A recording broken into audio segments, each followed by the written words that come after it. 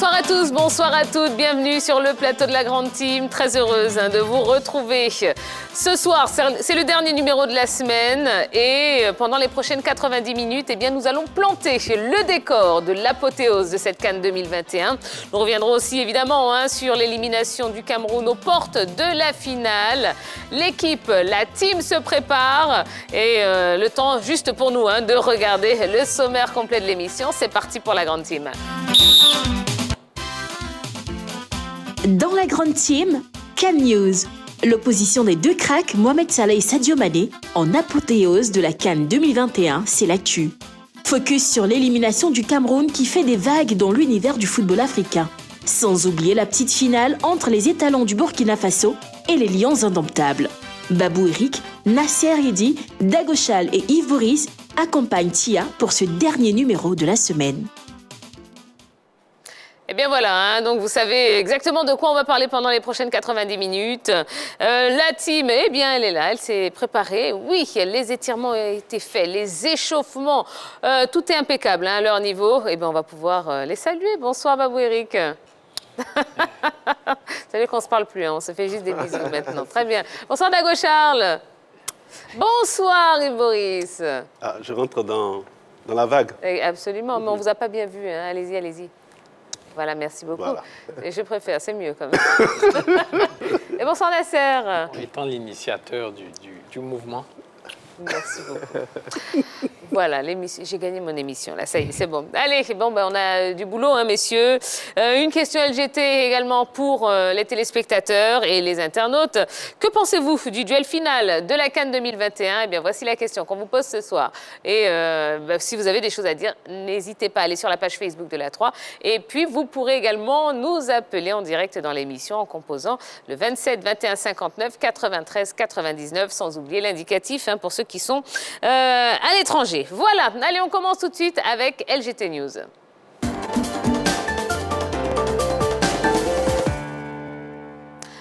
Finale de la CAN 2021, l'Égypte demande un report. Le sélectionneur étant suspendu pour avoir écopé d'un carton, l'honneur est revenu à son adjoint, dit à Guinée équatoriale, les joueurs décorés par le chef de l'État. Pour avoir atteint les quarts de finale de la CAN 2021, les joueurs de la Guinée équatoriale ont reçu les honneurs de leur pays. En effet, ils ont tous été décorés au cours d'une sobre mais riche cérémonie, mercredi dernier au Palais du Peuple à Malabo.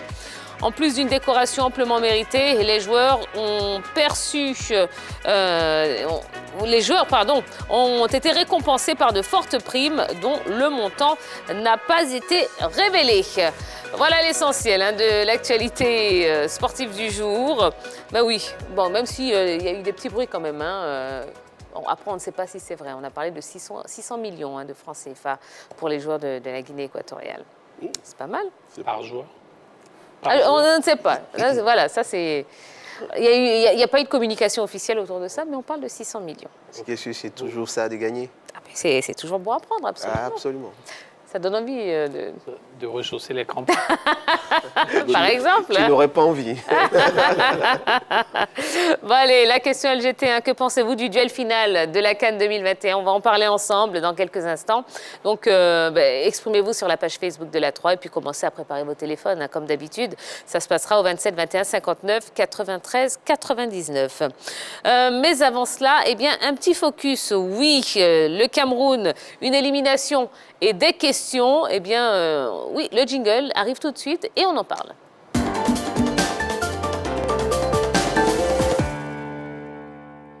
Le Cameroun n'y arrive décidément pas. Pour la deuxième fois, les Lions indomptables sont tombés en demi-finale d'une CAN domestique. Ça fait débat et on en parle dans la Grande Team. Ah, sacrée bonne question. Oui, l'équipe était-elle préparée pour gagner ce trophée Ce trophée, oui, voilà. Ce sont les aléas du direct, il n'y a pas de souci. Eh bien, on va en parler justement avec vous, messieurs. Alors, première question, est-ce que vous avez été surpris par l'élimination du Cameroun ?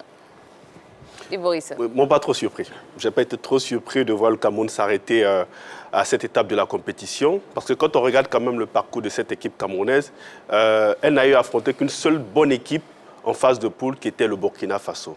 Hormis ça, après l'équipe du Burkina Faso, elle a rencontré quand même des nations très inférieure à elle dans cette Coupe d'Afrique, jusqu'à ce qu'elle arrive en demi-finale, où elle rencontre quand même une équipe digne de son rang, qui a gagné beaucoup de Coupes d'Afrique, 7 pour l'Égypte, 5 pour les Camerounais, donc ce sont les deux nations les plus titrées. Donc là maintenant, on se disait on allait maintenant jauger. Nasser. Surpris, non, je dirais non. D'ailleurs, c'était mon pronostic. J'avais prévu une victoire de l'Égypte. Ceci étant, j'ai quand même été un peu surpris que ça soit allé même jusqu'au tir au but, parce que pour moi, l'Égypte allait faire la différence même au cours du match. En face, il y avait une équipe d'Égypte solide qu'on a vue contre la Côte d'Ivoire, qu'on a vue contre le Maroc, qui pour moi va même aller plus loin, va aller jusqu'au bout de cette compétition. Et ça, depuis le 8e finale contre la Côte d'Ivoire, je le voyais venir. Charles? Surpris, j'avoue que c'est vrai que j'étais dubitatif par rapport effectivement aux différents adversaires des Camerounais. Mais en même temps, de par son armada offensive, en même temps, quand on voit que les deux attaquants à eux seuls valaient quoi, 9 ou 10 buts déjà, c'était ce qu'il fallait aussi pour gagner une Coupe d'Afrique. Donc avec les attaquants, j'avoue que la première mi-temps, sinon globalement, les Camerounais m'ont agréablement surpris. Ça, je l'avoue. Parce que dans le jeu, surtout les 30 premières minutes, ils ont vraiment assiégé cette équipe égyptienne, contre toute attente. Parce que je ne pensais pas qu'ils allaient réussir à assiéger les Égyptiens jusqu'à la fin, même si on les savait aussi résistants. Force est de reconnaître que les Égyptiens ont considéré quand même 3 poteaux, quand même. Je crois 2 barres transversales. Voilà. Et donc, oui, ils ont tout donné, ces Camerounais, à mon sens. Ils ont tout donné pour arriver à la finale de cette Coupe d'Afrique-là. Ben, voilà, ils ne sont pas venus parce qu'ils sont tombés en face. Je suis plus fort qu'eux. D'accord. Et vous, Eric? Oh, vous savez, comme je l'ai dit, c'est le scénario attendu. Quand vous jouez contre l'Égypte, vous avez toujours l'impression que vous pouvez gagner. Vous avez toujours cette sensation-là d'avoir tout fait, tout essayé, mais le résultat, c'est les pharaons qui sont devant. Donc, c'est cela. Et puis, on s'attendait plus ou moins à un match pareil. On savait que l'Égypte allait venir, comme d'habitude, faire un blocus, mettre une grosse pyramide devant et subir. Et comme Charles l'a dit, les Camerounais sont partis à l'abordage. Clairement du réalisme. Et je l'avais dit dans LGT, je pense, avant la demi-finale, que la différence doit se faire au niveau du réalisme. Tout à l'heure, Dago Charles a relevé leurs nombreuses transversales. Ils ont eu énormément d'occasions, surtout dans les 30 premières minutes. Ils ont acculé les Égyptiens. Et voilà, ils n'ont pas su faire la différence au moment de leur temps fort. Vous prenez le match contre la Côte d'Ivoire, vous prenez le match contre le Maroc, vous prenez le match contre le Cameroun, vous allez faire les mêmes analyses. Même scénario. C'est tout le temps, vous allez répéter les mêmes choses. Oui, la Côte d'Ivoire aurait pu marquer, le Maroc aurait pu gagner le match, la Côte d'Ivoire était plus performante, le Maroc a été plus... À la fin, c'est l'Égypte qui est là. Oui, on n'a pas tort, mais objectivement, Oui. les Égyptiens ont eu beaucoup plus d'occasions face à la Côte d'Ivoire que face aux Camerounais hier. Oui. Mais, face à la Côte d'Ivoire, les Égyptiens sont un peu plus sortis, mais ont essayé de jouer. Petit bémol quand même, hier, je pense qu'ils ont eu les 2 plus grosses occasions. Et regardez celle-là. À part la tête de Boubacar, je crois, sur l'équerre. Ça, c'est dans les derniers moments, puisque comme Eric Non, en deuxième mi-temps, l'occasion de Salah, le face-à-face de Salah face à Onana, je pense que c'est vers la 60e minute. Oui, on est d'accord qu'ils auraient pu tuer le match, oui, sur ces actions. Mais je veux dire que, pour moi, c'est un peu plus loin. Le match Égypte-Côte d'Ivoire est beaucoup plus loin que ce match qu'on a vu hier. Non, c'est clair. Voilà, hier, les Camerounais ont joué au football. Ils ont donné tout ce qu'ils pouvaient donner pour battre cette équipe camerounaise. Alors que nous, on l'a fait en 15 minutes, mais les Camerounais l'ont essayé durant 90 minutes, durant 45 minutes au moins. Contrairement à nous. Ouais, mais effectivement, mais objectivement, Eric le dit, le football en Afrique, ici, on le joue à 11 contre 11, et à la fin, ce sont les Égyptiens qui gagnent. Alors, finalement, est-ce que cette équipe du Cameroun avait l'effectif pour gagner Oui, bien ce sûr. match. Oui, bien sûr qu'ils avaient l'effectif. Ils ont des joueurs quand même de talent. Vous avez Aboubakar, vous avez Toko Ekambi sur le banc, vous avez Choupo-Moting. Il y avait quand même des joueurs capables de pouvoir faire la différence dans cette rencontre. Maintenant, tout était dans l'animation et puis des choix des hommes. Beaucoup se plaignaient pourquoi Choupo-Moting n'a pas fait son entrée, parce que quand même c'est un joueur d'expérience. Il aurait pu être décisif dans cette séance des tirs au but. Ça n'a pas été le cas, il n'est pas rentré. Seul l'entraîneur sait pourquoi il a fait des choix. Mais je crois que l'équipe quand même du Cameroun avait un effectif pour arriver plus loin puisqu'ils étaient aussi à domicile. On a vu quand même une charnière centrale qui s'est bien comportée dans cette Coupe d'Afrique des Nations. C'était même d'ailleurs l'assurance du côté de cette équipe camerounaise. Une bonne charnière défensive, de bons latéraux quand même qui ont réussi à faire la différence. C'était juste le milieu de terrain qui flottait un tout petit peu côté camerounais, mais ils arrivaient quand même à gérer. Ah, mais quand même, au milieu de terrain, il y a Anguissa qui a rayonné tout de même, voilà. Et puis vous avez Mouni aussi, Mouni Ngalameu, c'est ça. Donc ils avaient l'effectif. Clairement, l'effectif était même pour moi leur point fort. Et à la fin de cette compétition, vous verrez que si on s'amuse à faire l'équipe type pour chacun de nous de la compétition, il y aura au moins la moitié de cette équipe qui sera camerounaise. Ça, je vous le garantis, oui. Ah bon? Oui. Non, pas forcément. Bon, c'est Ça, je vous le garantis. Parce que, un peu trop quand vous prenez en défense centrale, quand vous prenez en défense centrale Ngadeu, vous prenez Noutolo sur le côté gauche, vous prenez notre cher Colin Faye sur le côté droit, vous prenez Aboubakar et Toko Ekambi devant. Clairement, à leur poste, ils ont été les meilleurs durant cette compétition. Voilà. Attention. Donc, oui, mais dites-moi. Il y en a d'autres. Non, mais votre point de vue, on le respecte. De toute façon, je pense qu'on aura le temps de le lors de l'émission on le fera. bilan. On le fera et moi, je prends le pari. Alors, par rapport à ce que vous dites, messieurs, finalement, qu'est-ce qu'on doit comprendre? Que l'Égypte a été tout simplement trop forte pour le Cameroun? Non, moi je pense que les Camerounais n'ont pas eu la chance hier. Ils ont manqué beaucoup plus de chance hier. C'est tout. Le ballon n'est pas rentré. Voilà, dans les 15 premières minutes, là, c'est la balle transversale, c'est le ballon qui revient. Ils ont fait ce qu'il fallait. Le ballon n'est pas rentré au fond des filets. Voilà, c'est tout. Est-ce qu'il a manqué au Cameroun? Moi, j'aimerais poser une question. Parce que si l'Égypte est aussi forte, aussi dominatrice, pourquoi elle ne gagnerait pas pendant les 90 minutes? Pourquoi l'Égypte ne marque pas 1, 2, 3 buts, comme on le souhaite pour la Côte d'Ivoire, pour le Cameroun, pour le Maroc? C'est une équipe intelligente, c'est une équipe tactique. Elle est acculée, elle subit, elle sait le faire. Elle se met dans ce profil. L'entraîneur, Kéros, on le connaît, c'est son ADN lui-même. C'est comme ça qu'il veut. Et il a pris ses joueurs ont assimilé le système. Attention, là où je... Oui, je termine d'abord. Oui, allez-y. Je termine. Malheureusement, vous avez une équipe qui est, on va dire, tactiquement mûre, des joueurs qui ont véritablement assimilé le système de l'entraîneur. Regardez les actions que les Camerounais ont eues pendant les 30 premières minutes. Il suffisait d'un but et puis c'était un autre match. Vous comprenez? Voilà. C'est sur des détails comme ça, cette équipe-là résiste et puis, en fin de compte, c'est elle qui gagne. Moi, j'ai une autre lecture de cette équipe égyptienne.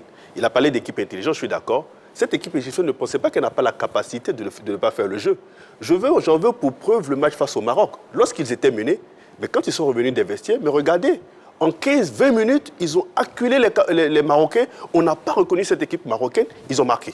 Ils ont égalisé. Ça veut dire que c'est une équipe qui a la capacité de pouvoir faire le jeu, mais qui refuse de faire le jeu, qui préfère attendre ses adversaires.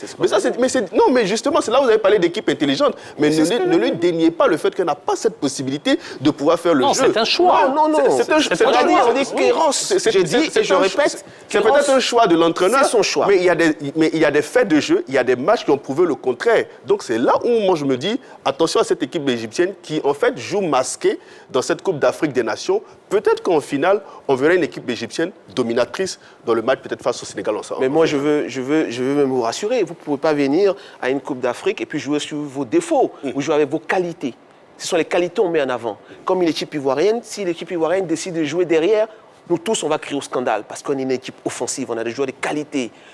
Quand l'entraîneur met un système en place, sur 3 matchs, c'est qu'il sait, il connaît les qualités de son équipe. C'est son système.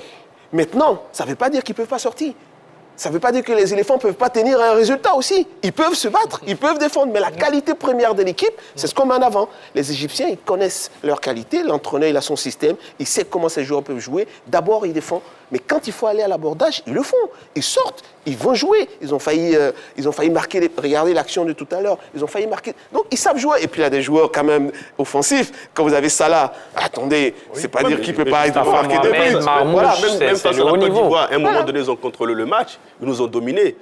Vers la fin j'ai envie de dire, de la première mi-temps, on avait une équipe égyptienne vraiment qui a contrôlé le match, qui a mis les Ivoiriens en difficulté. Qui s'est procuré les meilleures occasions. Donc, moi, j'ai compris que c'est une formation qui a vraiment cette possibilité, cette capacité de jouer, de dominer son adversaire, mais qui simplement... Mais je te soutiens parce que ce qui est fort dans ce que tu dis, je dis, le fait même, c'est la requête de l'entraîneur égyptien.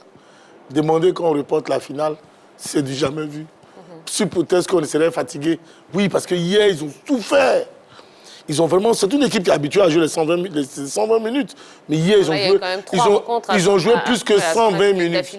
Justement, de par leur façon de jouer, cette façon intelligente dont parle Eric, ils ont beaucoup souffert. Oui. Voilà. Et donc, ça voudrait dire que les Camerounais ont vraiment accéléré. Ils ont peut-être souffert dans le jeu, mais physiquement, moi, j'ai trouvé que les Camerounais, surtout sur la prolongation, ont souffert plus qu'eux. Pourquoi est-ce qu'on demande un report? Oui, mais vous savez, mais Dago, vous savez très bien que nos amis égyptiens sont dans une campagne de tentative de distraction de l'adversaire et de l'environnement. Ils savent très bien qu'il n'y aura pas de report. C'était pareil quand ils ont demandé de changer M. Gassama, l'arbitre de cette demi-finale. C'était pareil, ils savaient que ça n'allait pas faire, mais c'est exprès, c'est pour faire la polémique, juste pour distraire. D'accord. Alors, quand c'est ça, le sélectionneur camerounais, et certains joueurs sont sous le feu des critiques suite à cette demi-finale manquée, vous comprenez ou pas? Ah oui, moi je comprends aisément. D'abord, quand on prend Vincent Boubacar, il n'est vraiment pas élégant dans ses dits. Non, ça, on en parlera après. Pour ce qui est du coach, maintenant, oui. En ce qui concerne le jeu qu'ils ont produit. Oui, le jeu qu'ils ont produit. Ah non, à ce niveau-là, moi, je ne reprocherai rien au coach camerounais. Il a marqué plus de buts. Il est arrivé en demi-finale. Il a produit du jeu. On pourrait traiter les adversaires du Cameroun d'inférieurs. OK, mais ce n'est pas le Cameroun qui a fait le tirage au sort. C'est pas le Cameroun. Les Cameroun n'ont pas organisé le tirage au sort, c'est la CAF qui l'a organisé. C'est leur chance. Eric et moi, nous avons prié ici pour ne pas rencontrer l'Égypte. Mais malheureusement, nous avons rencontré l'Égypte. Donc, ce n'est pas la faute du Cameroun. Et toute façon, ils ont été vraiment sérieux dans leurs différents matchs, avec leurs défauts qu'on a tous vus, une défense un peu à la rue, tout ça. Mais les autres adversaires n'ont pas profité de ces erreurs-là. Donc, pour moi, Conceição a réussi son pari. Et il tombe devant une équipe égyptienne où on peut aujourd'hui, moi je peux le dire, c'est vrai que les tirs au but sont certes aléatoires, mais franchement, à un moment donné, quand on voit les tirs au but de certains joueurs camerounais, c'était un peu plus difficile. D'accord. Alors justement, vous avez évoqué les propos de Vincent Aboubacar après la rencontre, qui a un petit peu fustigé ses coéquipiers, les accusant d'individualisme. Vous êtes d'accord avec lui ou pas? On ne parle pas du timing, on ne parle pas des mots, mais est-ce que dans le fond, vous êtes d'accord avec lui? Non, pas du tout. Je ne suis pas d'accord avec lui. Parce que hier, j'ai vu une équipe camerounaise, comme ils l'ont dit, qui a bien joué, voilà, qui a dominé, qui a eu des occasions, qui a fait le jeu, il y a une débauche d'énergie collective et individuelle très forte. Donc, il n'y a pas eu de tricherie de la part de l'équipe camerounaise, d'aucun de ses coéquipiers. Donc, je n'ai pas du tout compris son intervention. Oui, dans le foot, il y a vouloir et pouvoir. Vous pouvez avoir de l'envie. Les Camerounais ont montré qu'ils avaient de l'envie. Ils voulaient gagner ce match. Ils ont joué avec détermination, avec envie. Maintenant, est-ce qu'ils pouvaient vraiment prendre à défaut cette équipe égyptienne? Voilà la grosse interrogation. Et donc, il était noyé. Le pauvre, il a eu des ballons. Il a marqué 6 buts, je crois. Oui. Ouais, il a marqué 6 buts. Il n'est pas habitué à être asséché comme ça de ballons. Et moi, je disais tout à l'heure à Nasser, notre pauvre Valeur, qu'est-ce qu'il allait faire alors? Qu'est-ce qu'il allait dire, lui, le pauvre, qui n'a reçu aucun ballon? Alors que lui, il a été gavé de ballons pendant les éliminatoires. Les ballons sont arrivés. Ce n'est pas le joueur technique qui va dribbler, aller chercher. Non, il a reçu des ballons à droite, à gauche, c'est venu. Il a été gavé de ballons par ses coéquipiers et donc sa sortie est maladroite. D'accord. Bon, on va écouter la réaction des Camerounais suite à leur élimination. Regardons cet élément vidéo. Vraiment, ça fait mal. Vraiment, j'ai le cœur qui saigne. Mais c'est ça le football. Le stade est plat, le ballon est rond. On dit courage aux Égyptiens. Donc, on apprécie le football qui a été produit. Beaucoup de courage à l'Égypte. Et vraiment, nous rentrons dessus, le cœur blessé. Le Cameroun a mérité, mais moi j'accuse l'entraîneur. L'entraîneur qui n'a pas pu amener cette équipe à gagner. On a dominé tout le match, mais il n'a pas su gérer l'équipe avec les remplacements. Quelqu'un comme Bassoro, Jay Clinton, comme moi, en moins 5 minutes, ne peuvent pas être efficaces pour gagner un match contre l'Égypte. On a mené l'Égypte depuis longtemps. Il fallait faire les remplacements au moins de 20-30 minutes par rapport aux gars qui ne pouvaient pas percuter les buts heureux. Et personne n'a tiré sur un gardien égyptien qui est malade. Qui est malade ici, là, depuis longtemps. Et depuis le match précédent. Donc, moi je dis, le problème c'est l'entraîneur. C'est un mauvais, il n'est pas mauvais, mais vraiment, il n'a pas le niveau de Cameroun. C'est mérité. On a joué. On a donné le nécessaire qu'il fallait. Bon, c'est vrai que c'est le ballon est rond. Hein? Donc, on va juste accepter la défaite parce que vraiment, nous sommes fair play. Donc, on accepte cela. Je suis abattu parce que le Cameroun n'a pas démérité, mais juste que les jeux étaient préparés à gagner ce match. Ils n'étaient pas préparés pour le tir au but. Ce match, on l'a mérité. Mais bon, comme on dit, c'était un jeu, ils ont gagné. Et c'est pas tir au but. Nous sommes fiers de nos joueurs et tout. Ils ont tout fait pour mériter, mais comme on le dit, c'est un jeu. Ils nous ont battus là au tir au but, mais on va faire avec sa douleur, ça fait très mal. J'ai mal, sérieux, j'ai mal. On ne méritait pas perdre ce match. Mais bon, ça arrive, on va faire avec. Oui, mais ne riez pas. Attendez, messieurs, vous rigolez. Non. On sent vraiment la douleur. Hein. Non, en fait, on rit pas parce que elle est en peine. C'est pas ça qui me fait rire. Moi, je riais parce que si vous regardez le match des éléphants, après le match des éléphants, c'est la même réaction qu'on a tous. Exactement. Vous prenez les Marocains, c'est la même réaction. Aujourd'hui, c'est le Cameroun. Finalement, c'est bis repetita, alors. Cette équipe égyptienne, il ne faut pas minimiser ce qu'elle vient de faire. Hein. C'est quelque chose de très fort. Ouais. Jouer toutes ces grandes nations, annihiler pratiquement, arriver à les maîtriser. Regardez comme ils ont deuil ce Cameroun qui n'a plus perdu depuis combien de temps. C'est la beauté du jeu. C'est ce que je suis en train de dire. C'est une grosse performance que cette équipe égyptienne vient de réussir. Et j'espère pour elle, en tout cas, qu'elle va se donner les moyens d'aller au bout, mais ce ne sera pas facile. Elle mérite. Alors, vous pensez que le Cameroun va pouvoir se remettre un petit peu de cette désillusion et préparer sereinement les barrages quand même du Mondial 2022 parce que finalement, c'est ça la prochaine échéance. Déjà, il faut qu'ils aient la force de jouer face au Burkina. Il y a déjà la petite finale, absolument. Il faut qu'ils aient la force parce qu'ils ont... Force est de reconnaître qu'ils ont tout misé dans cette Coupe d'Afrique. C'est vraiment... La question sera, est-ce qu'ils ont les ressources morales pour revenir chausser les crampons et puis se refixer d'autres objectifs, par exemple celui de finir 3e, ne serait-ce que sur le podium. Ça, j'espère que l'entraîneur aura les mots qu'il faut pour revigorer le moral de ces garçons. Mais sinon, ça ne sera vraiment pas facile. Et puis je ne vois pas ce public-là aussi déçu, aussi abattu, repartir dans les gradins, les encourager. Moi, je suis même inquiet pour l'ambiance du groupe. Avec la sortie d'Aboubacar et tout ça, je me demande si le groupe va pas prendre un coup en termes de cohésion. J'ai vraiment quelques inquiétudes pour ce groupe camerounais. Et je suis persuadé que des têtes risquent de tomber avant même les éliminatoires de la Coupe du Monde face à l'Algérie. Bon, eh bien, on verra bien de toute façon. Alors, comment la presse camerounaise a-t-elle réagi à l'élimination des Lions indomptables? Eh bien, on va regarder la réponse dans ce tour d'horizon préparé par nos envoyés spéciaux Cameroun, Henri Jo et Béatrice Nicole. Comment la presse camerounaise a-t-elle réagi à l'élimination des Lions indomptables? Réponse dans ce tour d'horizon. L'histoire bégaye, écrit en manchette l'Indépendant.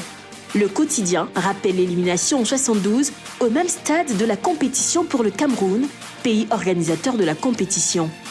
Mutation barre à sa une, 3 joueurs de la défense camerounaise avec nous, Tolo en pleurs et consolé par Castelletto et Ngadeu pour imager les regrets de cette élimination.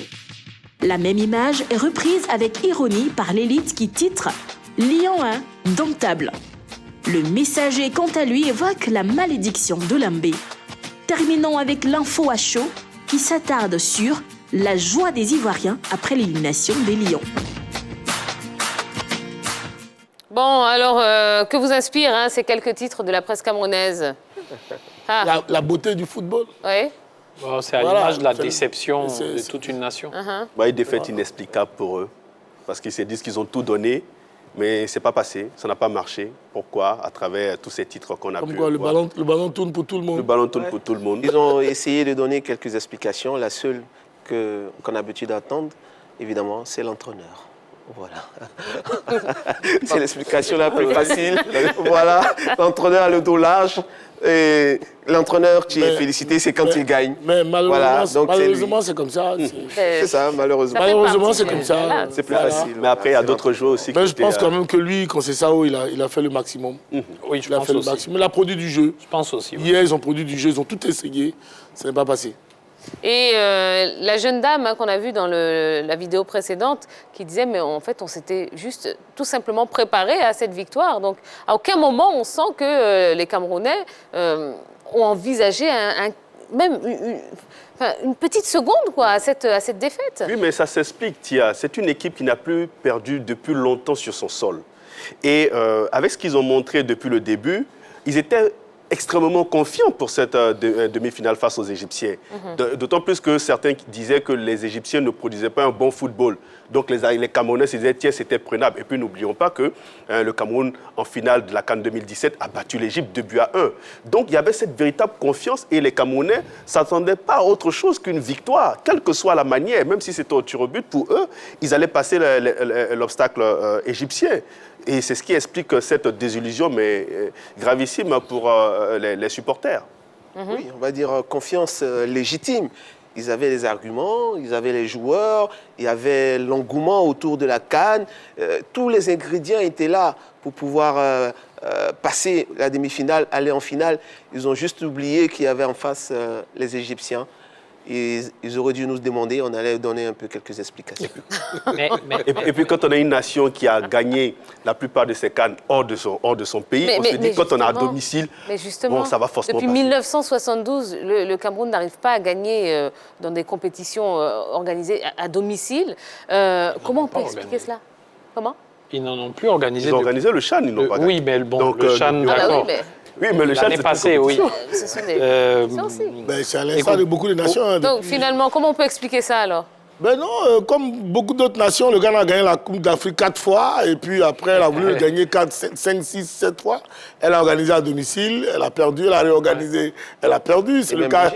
Même l'Égypte a aussi perdu aussi à domicile. Et donc, depuis peu, si ma mémoire est bonne, c'était en 2004, si ma mémoire est bonne, où les Tunisiens ont organisé à domicile, puis l'ont remporté. Les Égyptiens ont gagné aussi en 2006, mais après... Voilà. Non, donc, mais après... c'est pas aussi évident que ça. Organiser une CAN n'est pas une garantie de la gagner.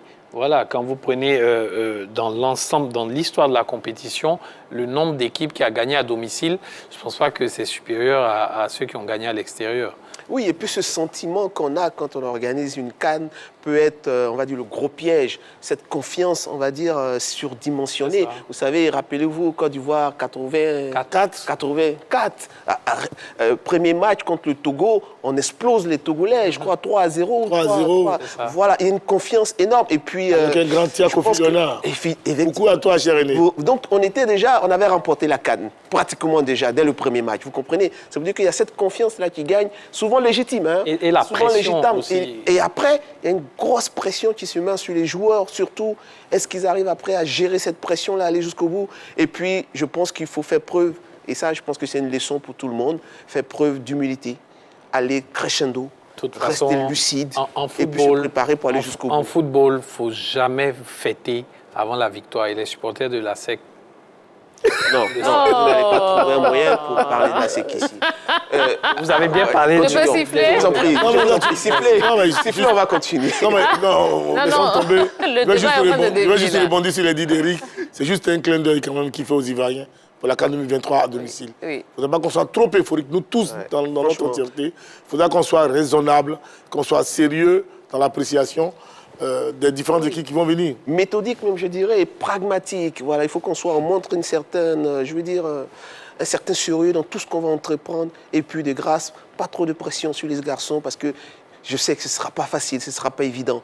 Voilà, donc allons-y doucement, il faut qu'on se serve du passé, des réalités, et puis je pense qu'on va y arriver. Très bien, merci beaucoup messieurs.